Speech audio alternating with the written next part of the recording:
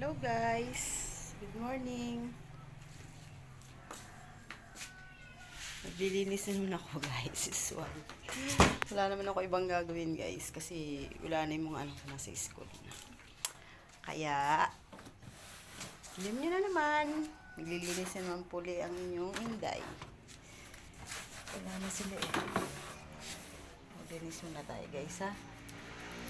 Habang tayo naglilinis, to punas-punas. Araw-araw guys, ito ay hindi nawawala. Bakit kaya guys yan? Kapag nilinis ang hindi talaga makakaligtaan.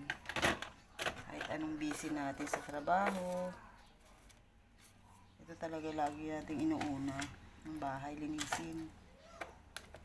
Kasi nakakahiya pagka may bisita ka tapos hindi ka pa nakalinis. Nakaupo ka lang.